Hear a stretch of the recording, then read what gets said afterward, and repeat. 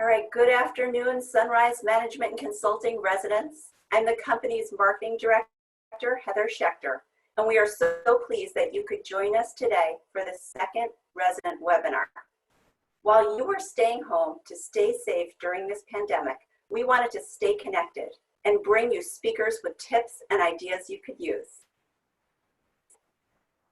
Today, I'm excited to be joined by Kim Perone, a success, bereavement, and resilient coach and mindfulness trainer at the Center for Clarity, Compassion, and Contentment. The center helps clients explore life issues, spirituality, and perspective through uplifting seminars and individual or group life coaching sessions. Today, Kim will provide us with tools to transform your stress into energy. If you have any questions, please submit them using the Q&A feature during this webinar, and we will save time to answer some questions at the end. Thank you so much for joining us, and I'm happy to now introduce Kim Perone. Hello everyone. Thanks for joining us. I'm so happy to be here with you today, and thank you, Heather. I really appreciate, in a time of social distancing, more and more opportunities to do webinars that are useful to connect with more individuals. It's a challenging time, but we can be so grateful for the technology. So I hope everyone enjoys being with us today. I am going to do my Transform Your Stress webinar, which used to be a seminar that I would do in person in a number of locations. It was relevant before COVID, and now we have this pandemic time, so it's relevant now, and it will be relevant again later. You know, there will be a day when we get through this pandemic, and although we know that we'll have some new normals and some things will change and it'll take time, and that even that is very stressful, but I hope these will be useful tips for you going on into the future. So thank you for the introduction. I'm going to share my screen because I'm going to share the sheet that I have. Let's see, and here it is. A moment and see if you can see this. Okay, so transform your stress into what we had said, more energy. So there are many ways to do that. And so the more aware we are, being aware of our stress and what's stressing us and getting a little bit more specific is very helpful to have us transform it into more energy, because we are able to eliminate some of the wasters, the energy wasters that stress can cause for us. So I like to begin at the very beginning. I'm going to do do's and don'ts. I'm going to spend more time on the do's and less time on the don'ts, and you'll see why. There's a nice parallel between them. This is a great guide. This is not specifically for pandemic times, but the current situation in our current health crisis and community and economic crisis is obviously something that's causing everyone a lot of stress. And even if that's empathetic stress, it's the compassion you feel for people who are perhaps suffering more than you are. And so we're all in this together, but at varying levels of stress, and that's worth noting. So I like to begin by describing an absolute foundational piece in coaching, which is this. We must know that we are two selves, right? There are two of us inside here, and our thinking is not solely us. And the reason why this is important is our brain has a negativity bias. So due to evolution, your ancestors survived, and that's why you're here. They were alert to danger. They were the people that were best at it. They survived, they procreated, and we are their descendants. So our brains are quite astute to fear and danger and being alert. And in that case, we do have a negativity bias. So all of our brains have that, even the most positive of people. So it's important to know that our thinking is not 100% us. There's a being. We're human beings, right? So we are thinkers, but we're human beings. So understanding your thinking and your being are two separate pieces of you is really important to coping with stress, because you will have lots of stressful thoughts, especially during these current challenging times, and you already have been, and your ability to come back from those thoughts, or to often sometimes debate those thoughts, is where you're going to find that grounded, centered calm. So that's the absolute first piece. And then what we'll do is move forward into the don'ts. Some of these are not going to surprise you at all. They're things that you know, they're things that you do. You're probably be thinking along with me on certain examples of how this has served you in your life. An absolute great stress coping technique is gratitude. And it's so much more than just what floats around on Facebook or beautiful memes that we might see about gratitude, or even us saying, oh, sure, I'm grateful for the things that I have in my life. It's an actual tool to bring your brain back from that negativity bias. So especially in a time like now where there's a pandemic, well, that's not a problem that was solved. In our brains, that ego, as we call it in coaching, that thinker wants to noodle on the problems and stay in the problems until the problem's solved. And this is not an overnight problem that's going to be solved. So people are suffering, and there's changes and there's uncertainty. So we could find ourselves in a very stressful situation where our brain is thinking about that all the time. So when it comes to gratitude, our brain is less likely, even if we're positive, happy people, our brain is less likely to go to gratitude, go to all those things that are working in our lives on its own, right? So like the shelf behind me, our good is an expectation, and all the good things in our life are good, they're set. The brain goes, we don't have to think about them. We're gonna think about the problems. And so that's why gratitude's an actual tool. It's building a muscle.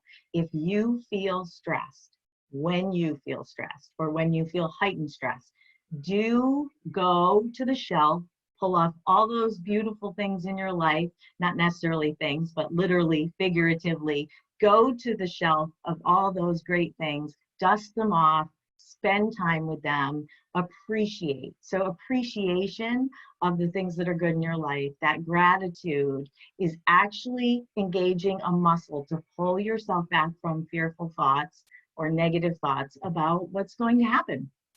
So it's a great tool to make you feel better. And I can assure you, if you're calmer and if you feel better, we aren't just helping ourselves, we're helping everybody around us. So gratitude leads right into the next one, which is let go. I know that people have demonstrated this over and over. We really have a lot that we can't control in what's going on in our current world right now. So we've had to let go. We've had to let go of feeling more in control. We've had to let go of some maybe even hard specific timelines that keep changing. We've had to let go of vacations that we've planned. And so letting go is obviously something that was talked about in coaching quite a bit before pandemic. Now we've really been tested on how well we can let go. And letting go and flexibility work together too, because when we can't let go of things that we don't control, and then allow our brains to focus on what we can do in uncertain times or under periods of stress, we are inflexible. So flexibility is key. If you want to feel less stress, be flexible and go with the flow.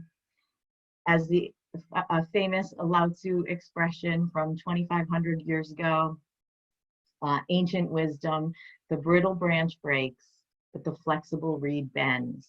And we have all been challenged to be flexible reeds, bending and not breaking. Although I absolutely can admit, even personally myself, and I'm sure anyone listening has felt it, there were moments that you maybe had a meltdown,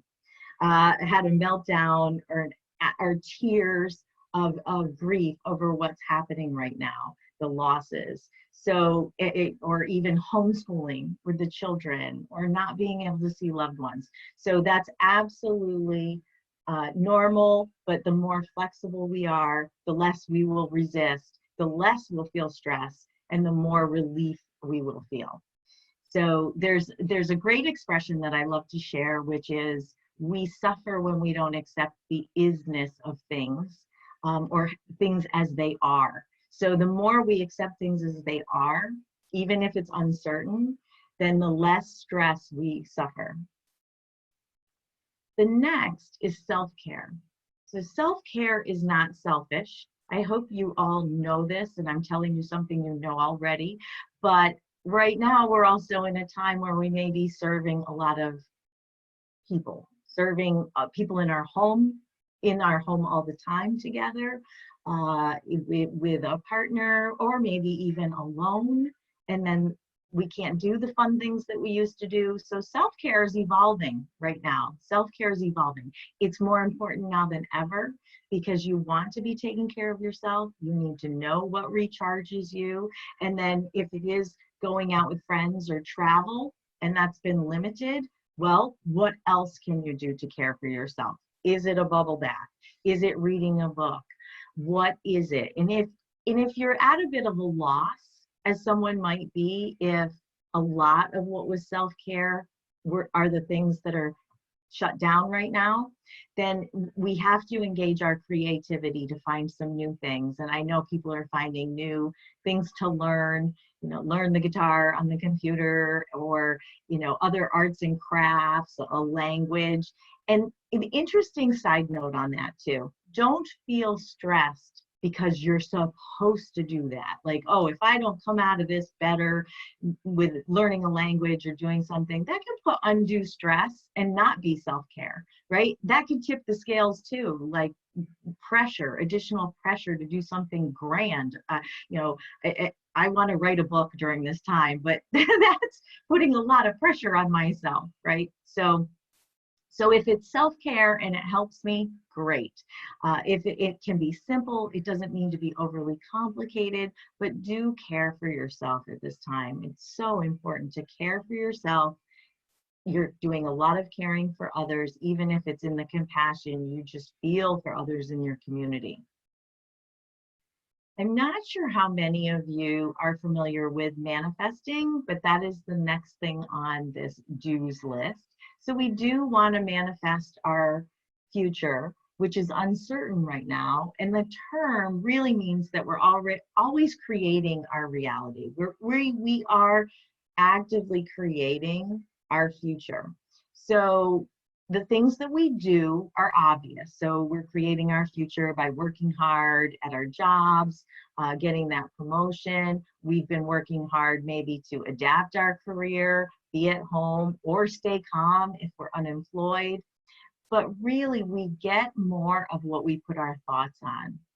And also, we get more stress based on what we put our thoughts on. So if you think of it that way, it is not in your best interest to have lots of fearful thoughts about what's happening right now. Even though the world is giving us so much fuel for that fear, with things that are unknown and uncertain, we don't want to be thinking more and more and seeing more and more evidence in a fearful way. We do want to put our thoughts about what we desire onto what we desire, which would be, if you were to take the example of someone who's out of work right now, just thinking about how they desire a job and some opening of the economy or opening of their employer, other employers. Not, I hope they don't stay shut, or I hope this doesn't go wrong. Think about that. It's common for our thoughts to be in the reverse. Basically, I hope this doesn't go wrong. I hope things don't get worse. I want you to think about the future that you would like and where you would like to be, and bravely put your thoughts upon that so that you can manifest it. Our brains are so powerful that we will see evidence of what we believe. So beware of negative thinking during this time, because we'll see lots of evidence of exactly what we think. And if we think of what we want, we'll be open to the evidence that's there of things getting better. The next is allow. We want things to go a certain way. We make plans. Heather and I were talking about this right at the beginning. You know, we make plans. There were events that have been changed and moved, and travel plans.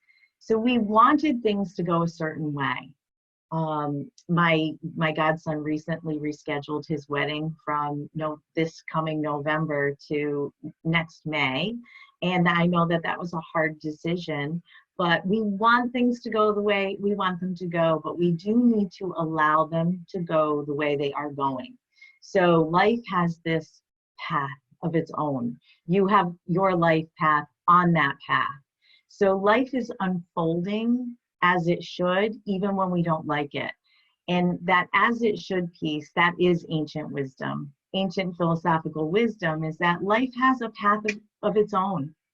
And we know this in our personal lives, not just in the pandemic times, is that there have been losses that we had. There was a setback before. You can always find resilience by connecting to the past of how you've gotten through a hardship before. So life hasn't always been bringing us beautiful fruits, right? We've had to make lemonade out of lemons in some points in our life before, and now is no different than that. We really need to allow life to be what it is. Right now, people are demonstrating a lot of patience, I think, with it, in what we need to do to keep each other safe and to navigate through these times. So the less that we allow, the more we just stick to the way we wanted things, you can imagine that's just added stress, wasting your energy, draining your energy. The next is learning to say no. Clients love this, no resentful yeses. And I have to say that maybe one of the examples of how stress may have been alleviated during this time is that we were all running around, busy, jam-packed schedules. And although there's been added stress, in some ways, I've had quite a few conversations with busy people that with things going a little slower, it has been a time to maybe enjoy that movie or not be running around with a jam-packed schedule. Saying yes to everything is easy, but it can fill up your calendar. That has been less of an issue now because there's so much we can't do. But just to keep in mind, when things do get back to more of normal eventually, when we're appreciating that we can be cramming lots in our schedule, just remember that even with the next one, time management is self-management. So really you're in control of what you are saying yes to. There are some things that we're not. Maybe it's work, it's a job responsibility, but there are a lot of commitments that we can make, that there's a lot of reasons we say yes to feel good, to please someone, that can end up overloading us. And so right now that's not as particularly poignant, but it could be. It could be. I know some people's jobs have really exploded with a lot of extra responsibility if it's related to COVID response. There are some people that are having to say yes to many hours of overtime, and maybe that's not sustainable. And at a certain point, even to an employer, someone might have to speak up and say, I need a break, this isn't sustainable, can someone help me? So do learn to say no, or to speak up, to ask for what you need. That's probably more relevant right now in these challenging times, to speak up and ask for what you need. You might need more help at home, among family members, or you might just need more connection. But do think about what you're saying yes and no to, what help you may be asking for, and how you're scheduling your time. Time management in the time of COVID might be scheduling things differently. So we were used to a schedule before, and maybe now the noontime walk around the neighborhood wasn't something you did before, but maybe now on self-care and flexibility is that your calendar has been rearranged in how you organize your time in your work, in your home, and you're getting out of the home. I know I've talked to a lot of people about like nice drives, just taking a drive. And so, your world may have been turned upside down, and maybe you were trying to, let's just say this is a stress example, trying to do exactly the schedule you had before, and you have a toddler running around, right? So you're trying to work and work online and take care of your child. And so really definitely want some self-care and self-compassion in that element too, is that that's a very challenging situation. And our brains can say, I should be doing something else. I should be doing something better. And a lot of shoulds. There's an expression, don't should on yourself, right? So should this, should this. You are doing exactly what you need to do.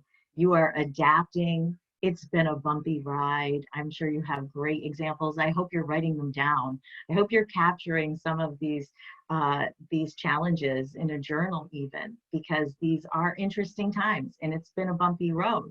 So if you're having that meltdown, self-compassion, give yourself self-compassion. You're doing exactly what you need to do right now, even if it's bumpy and imperfect and messy, and the cat walks across your Zoom call, or the kids cling onto you, or your internet goes out like mine did yesterday. And of course, that gave me a lot of fear that it would go out today during this webinar.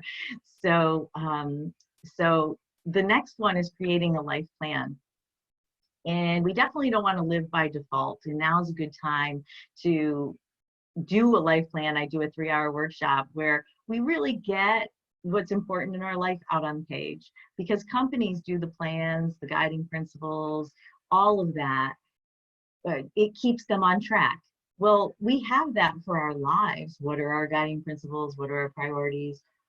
What are our wishes? What are our life accounts? Those things that we're depositing time and investing in our lives. It could be health, it could be spirituality, it could be our family members, it could be our careers. And generally that's just all up here, right? So getting that out on paper can help you see that some stress is because you're starving something that you love, you're starving off, you're not investing any time in maybe that special hobby that you love, because your time is getting taken up by everything else. Or you see where things are in direct conflict with each other, and at least recognizing it allows you to be less stressed by it. And so sometimes getting that out on the paper, really writing a life plan, writing down what your values are. Right now, your family probably ranks high, or people that you might live with, and you're doing a lot with them right now. So that's a good thing. It may feel stressful, and it may be coming on the heels of something that's seems very negative, but I do hear a lot of appreciation now. People do have a lot of gratitude for what they may have taken for granted before. And then the last, I'm going to save emotional housekeeping because that's going to be the exercise that we're going to do. So I'm just going to run through the don'ts a little bit. There were parallels on the do side, but some specific notes and techniques that I'd like to share with you about the things not to do to increase your stress, or to decrease your stress, not to do. Ruminate. Most people are familiar with this word because it's what our brain does really well. When we feel like we've been wronged or something went wrong, we think about it and we think about it and we think about it, and we can't stop. And it might even wake us up in the middle of the night, and we wake up in the middle of the night and we start thinking about it. So that conversation that you had with a loved one that went south, or you felt misunderstood, or even a conflict at work, or maybe a work project gone bad, we ruminate. Or who we're not hearing from right now. It could be any number of things, but really we might ruminate. We could ruminate. A very real example is that we could ruminate nonstop on how unjust it is that we have to live through a pandemic. And so the brain would naturally go there. It's not saying that that's not normal, but here's the technique with ruminating. I want you to interrupt it. Do something. You can feel your thoughts heading down that way. How do you know it's ruminating? You don't feel good. It doesn't feel good. It might feel normal for the brain to go ruminating, but it doesn't make us feel better. Interrupt it by going to gratitude. You can interrupt it with gratitude. You can interrupt it with self-care. You can interrupt it just saying, this is not in my interest to just rehash this mentally. I'm going to move to that which makes me feel better. And that takes time. You know, it's not easy to do that, to pull your brain. It's like lifting a barbell. You know, bring yourself back from thoughts.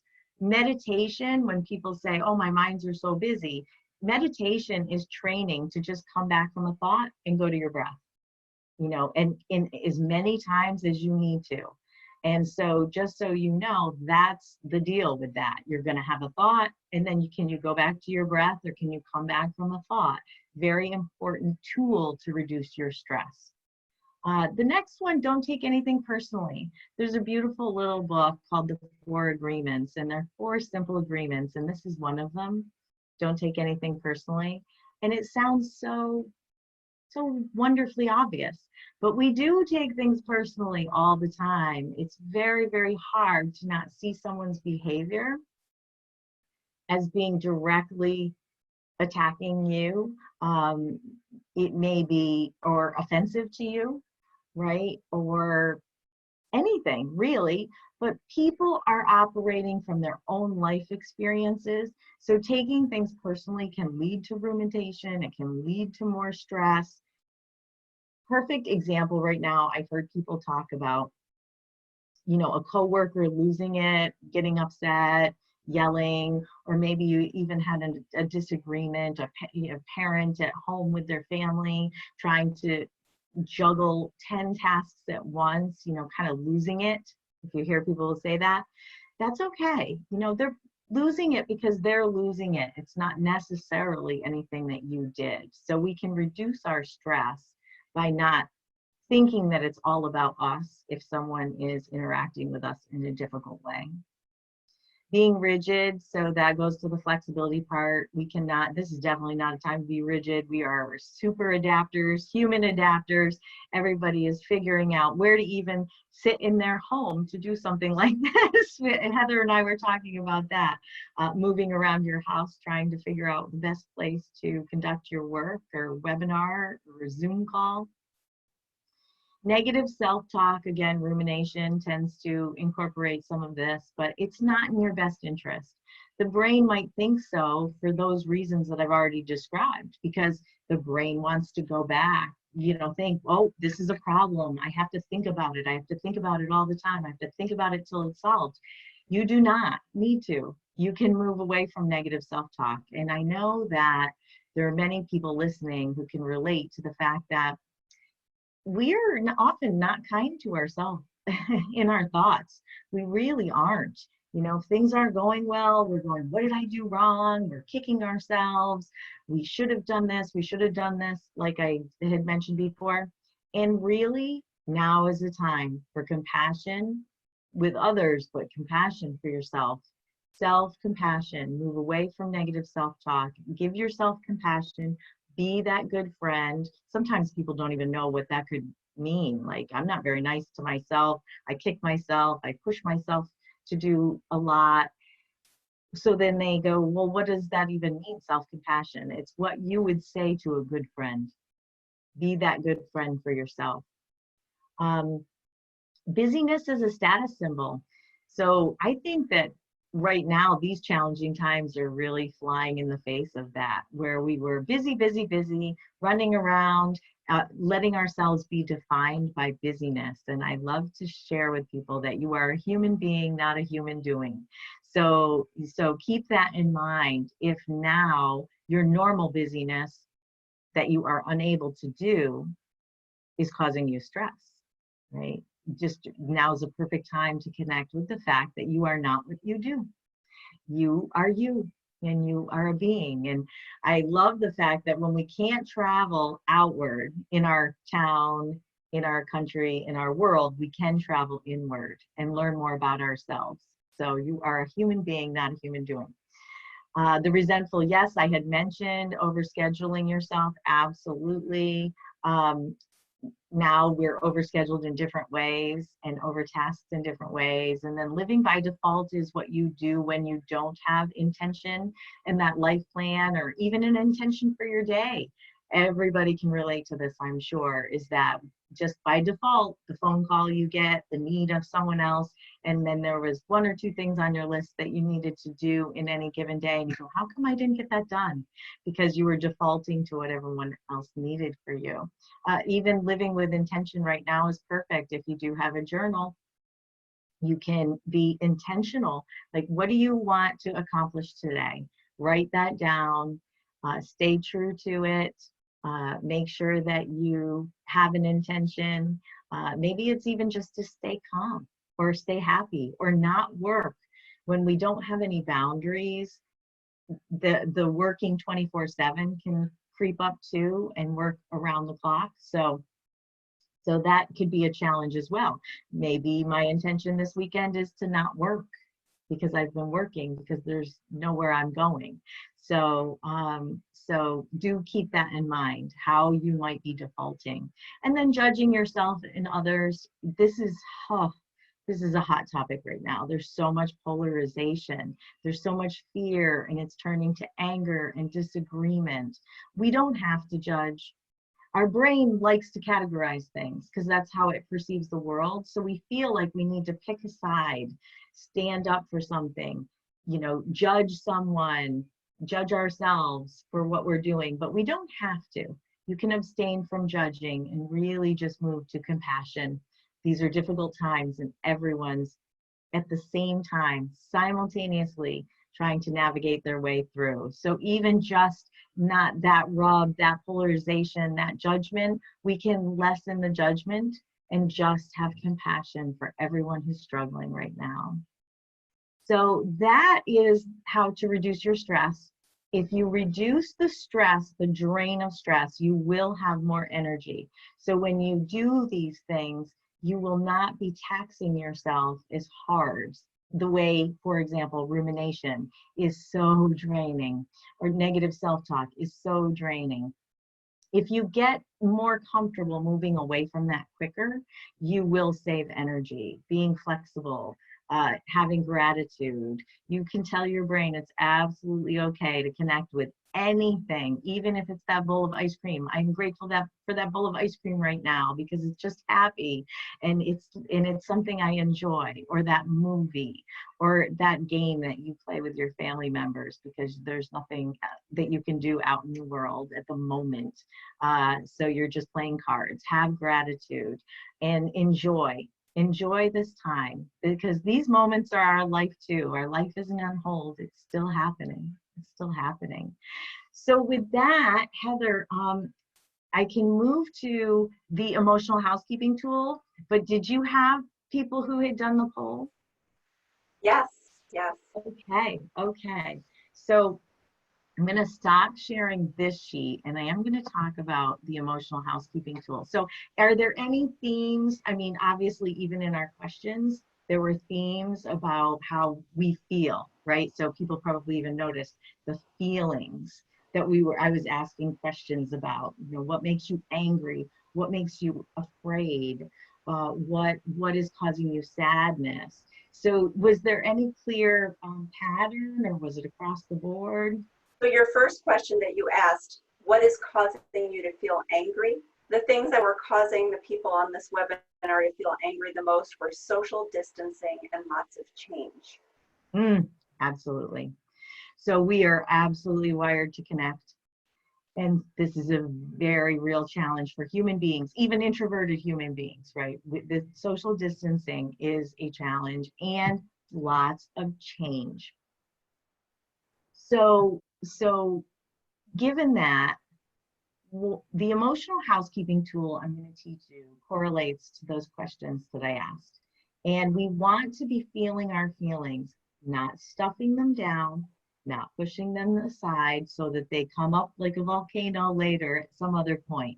We want to be doing emotional housekeeping, running through, knowing how we're feeling, acknowledging it, but then being able to shift to something that feels better. So in the questions, you might have noticed too, it was, what are you grateful for? What are you happy? Were there any themes there that jumped out big for Sure. gratitude? What people feel most grateful for is their family, Mhm. followed by home, followed by friends, and then security. Okay. Yeah. So really, this is testing all of us to be reconnecting with those things that make us angry and sad and fearful, but also grateful and happy and secure, right? So here's how the emotional housekeeping tool goes. Um, I want you to take a couple minutes, and you might even jot this down. So I'm going to run through how it works. We do take a few moments and we stop somewhere where we can, either in our head or preferably out loud if you have a space. You know, you might close yourself in the bathroom and do this for a couple minutes in the mirror, would be absolutely wonderful. Or in your car, if you're in your car, you want to ask yourself and you want to complete the sentence. I feel angry that. And you might even be like, I feel angry that, and be angry. So complete that sentence. I feel angry that I had to rearrange our trip to Europe. I feel angry that people are suffering. I feel angry that I can't travel to my loved ones. I can't visit people. I feel angry that I'm stuck at home. So you would do that until you're emptied out of that emotion. And the next is sad. I feel sad that. I feel sad that people are suffering. I feel sad that so many people have lost their jobs. I feel sad they can't get through to, even in some cases, to getting some financial relief. Again, you can do that until you're emptied of that emotion, until you can't figure out how to finish that sentence. You might have 10 sads, you might have 2 sads, but you just finish that sentence until you're emptied of that emotion. And I the feel, people on our webinar feel most sad for missing loved ones and friends, followed by the uncertainty of the situation. yes, absolutely. Huge point of sadness and grief. You know, that uncertainty, we've lost our ability to do things that love, that were self-care, that were those things that kept us happy, feeling good, balancing our lives, connecting with other human beings and love. And so, yeah, that's sad. I want you to acknowledge that sadness, and it's okay. It's okay. We don't need to, again, stuff it down. I feel sad that. That's perfect. Fear. Did you have some that came out about fear? So people's biggest fear was loneliness, Mm, followed by the news and then financial instability. yeah. Yeah. Fear has so much fuel right now. So the next one is, I feel afraid that. And then we would answer that for ourselves. I feel afraid that uh, that that things aren't going to go back to normal for a long time. You might say, I feel afraid that I won't find employment. I feel afraid that the economy is going to tank. I feel afraid that someone I love is going to get sick. So I feel afraid that I'm never going to see my friends again, and we're not going to go out for a girls' night out. You know, sometimes for me, it's very real living this experience as well. So the next question we would do is, I feel guilty that. And it's not that you should feel guilty about anything, but if we have it, we could empty it out. And then we begin to move to the more positive feelings. So this is where it's actually a cycle. You're going to empty out, feel your feelings, acknowledge what is making you angry, sad, afraid, and guilty, and empty those statements out. Then we move to, I feel grateful that. I feel happy that. I feel secure that. I feel proud that. Now, those statements, because Heather and I are interacting over some of your answers and then I'm teaching you how to do it, is taking longer than it would. But if you think about it, this is an exercise you can do anytime and take about 2 to 5 minutes to do. I feel angry that, and you finish those sentences until you're emptied of that. I feel sad that, finish the sentence. I feel afraid that. I feel guilty that. I feel grateful that. I feel happy that. I feel secure that, I feel proud that. So you've run yourself through, you felt your feelings, and then you came back to the gratitude in your life and some of the things that make you feel better. And what's important to know is if you're super stressed, I mean, pinned, I want you to think of the brain states as 1 through 5. 1 is joy. 2 is content. 3 is somewhat stressed, like normal, everyday kind of stress. 4 is very stressed. 5 is pinned. You're at the top of the Richter scale for stress.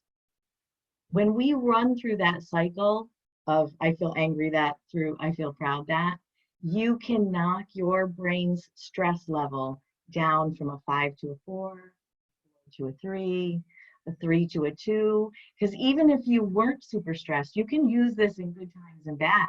It helps open our neural pathways.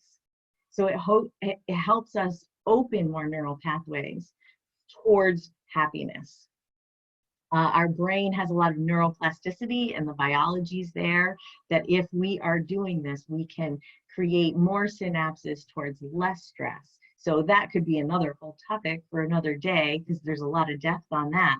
But really, now is a perfect time to get curious about how you're feeling, do the emotional housekeeping. And then one other note, if you're super stressed, in between guilty and grateful, so in between those statements, I want you to stop. I want you to stop after angry, sad, afraid, guilty, and ask, what is my unrealistic expectation? And answer it for yourself, right? And then what is a more realistic expectation? And then answer that for yourself. And then move on to the rest of the questions. So it kind of goes like this. I feel angry that, I feel sad that, you answer those questions. And then after you get to guilty that, you would stop and say, what is my unrealistic expectation? And let's just say, for sake of example, for me, it would be that I would never be social isolated, that I would never be quarantined at home, right? I guess that was an unrealistic expectation we didn't even know we had. This was something that was so unforeseen. I'm sure anticipated some challenges in our life. This probably wasn't one of them. So maybe my unrealistic expectation is that this would go away quickly. That might be another potential answer, that this would go away quicker than it is. What is a more realistic expectation? That I can adapt, that I can accept, that I can go with the flow, that I can be calm and patient. Maybe those are more realistic, and then we would continue on. That's the grind in, or what's called the grind in of the emotional housekeeping tool. So really, and if anyone's interested, Heather has my contact information, and I think it was even on the announcement. If there are more questions you have, more specifically on that, or any of the tools I talked about today, feel free to reach out with me, reach out to me, send me an email, connect. I'm happy to talk more about this.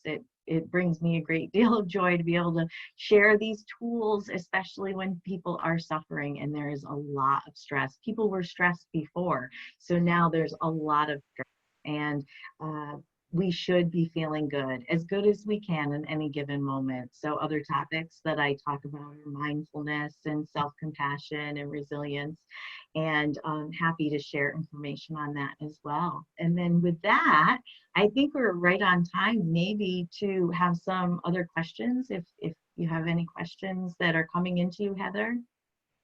I don't see any questions in the Q&A at this point.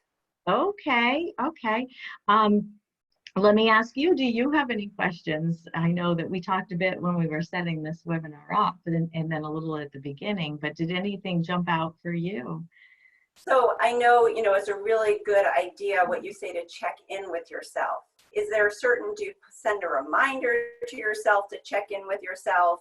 Do you try, are there certain things you put in place externally to make that happen? Yes, absolutely. You can put a note on your calendar. It could pop up just like any calendar notice would. It could even be randomly. It could be, or morning. in the morning. You might check in with yourself in the evening. So it might be something that just makes sense for you. It could be while you're brushing your teeth. It could be, it could be, I have this. So when I work with clients, I will take that emotional housekeeping tool, and on one page, I print it twice, and I go, cut that in half, put one in your car, and we'll put one in your desk. And so, yeah, you absolutely could schedule that. And know too, when you're stressed, it'll help knock down your stress. But when you're having a good moment, you could do that same exercise. It helps your synapses towards, the elasticity in your brain and your neural pathways. It helps connect you to you and your life experience, and grow more points of joy. Thank you. And a question did just come in, and it's kind of a two-part question. Any tips specific to share with kids and for helping kids? Oh, sure. I think with kids, and I have to say, and I'll admit, I did not understand what the big deal about breathing was before I became a coach. I didn't get it. What's the big deal about taking some deep breaths, and is that part of meditation? And I too, as a busy business professional, I used to be in communication before I was a coach, didn't really understand that. And I think what's important to teach kids is, in ourselves, is that 3 deep inhales and exhales in breathing activates the relaxation response. So this is a very real thing that happens to us when we get stressed, whether we're kids or grown-ups. And we have the potential to go into our cave brain, our fight or flight response. We go into a part of our brain that's more of our primal brain, and that's why it's called the cave brain. And we don't reason well there. And I think everyone could probably imagine what I'm saying with a personal example in their life is when we've gotten really stressed out, we weren't thinking as straight as we would if we were calm. And so I think it's important to teach kids about the breath, that they can pause and take a few inhales and exhales, and it will help them it'll help their calm, it'll help them stay in their good part of their brain to figure out whatever's next. The other is you're exactly where you're meant to be. And this too is good for children and adults, is that this is a time where your brain could be playing all kinds of tricks on you. I should be doing this right now. I should be in gym class. I should be having a graduation. I should be at school having fun with my friends. We're all exactly where we should be at any given moment, anytime, even pre-pandemic. If you're stuck in traffic and you're frustrated because you were stuck in traffic before and you were going to be late to school or work, you are there. You are exactly where you're meant to be. And we can calm ourselves with that statement. I guess I'm just exactly where I'm meant to be. I'm meant to be late right now, or I'm meant to be at home doing homeschooling right now. I'm not supposed to be at all these other great events. And in that way, you bring your brain back to the present moment and think what things are, and then accepting what things are. And then that will reduce your stress. Here's another one that just came in. Can making goals help relieve stress? Oh, making new goals? Was it new? Yeah, it can, because then you're moving to the new plan. It absolutely can. You want to make sure it's not unrealistic or something that just put pressure on you. So it felt good in the moment, but now it added a lot of pressure and extra stress. But I do think making new goals, I think we do need a new plan for our times and our time, for our times and for our time. That's moving towards something that feels good, right? Well, I would assume, right? The goal that you would pick, it would moving to something that feels good and forward movement instead of feeling stuck. So I absolutely think that would be a great strategy right now, is to make some new goals that seem to fit this time. Here's one last one. Any thoughts on sharing our stressors with spouses and other people? Can these techniques work for groups or just individuals? Okay, great. So these techniques can work with groups. I mean, you could certainly share this information with other people. Here's a caution that I see a lot in coaching. Sometimes, unbeknownst to us, we don't mean to do this, but we unload our, it's like venting, we may be unloading our stress on our spouse or the person we live with or our friends. And that can become heavy. That can carry a lot of very heavy energy. And let's just say you might feel really good at the end of it. And maybe your compassionate spouse feels very weighed upon, at the end of that. And that may not actually be that useful. It's good to talk and communicate, but I would say be careful of sharing too much stress with another person. Watch and see if it's, are they able to help you without feeling your pain, because we are compassionate human beings and we do feel each other's pain and want to fix it for people. So sometimes we have to be careful about how much we might be burdening our loved ones. Thank you so much, Kim. Those were really great tips. I know I just relaxed listening to your voice and hearing what you had to say. Thank you. Yeah, thank you. I think it's great, especially in this time. Just watching the news can make people so stressed out. So I think it's really important to check in and see how you're feeling at this time. So thank you for all those tips. Oh, thank you for having me today. It's been great, and I appreciate working with you and then communicating to all of you out there today. Thank you so much. I'm just going to take a minute to introduce what we have going next week, which is another webinar. So next Friday at noon, we'll have a webinar featuring Travis Gill, the founder of Fitness Artist, a workout facility in Clifton Park, and Workforce Strong, which provides strategic training and injury prevention to corporate and government organizations. With gyms closed and many of us spending more time at home to stay safe, people may need to get creative to stay strong. And if they're working from home, are they paying attention to ergonomics? Join us Friday, May 22nd at noon, when Travis provides us with tips for staying fit and strong during the pandemic. As soon as this webinar ends, you'll see a link to a survey. Would you please take a couple of minutes to give us feedback? Thank you again so much for joining us today. We really appreciate it. And thank you, Kim. Thank you, Heather. It was great to be here today. Okay.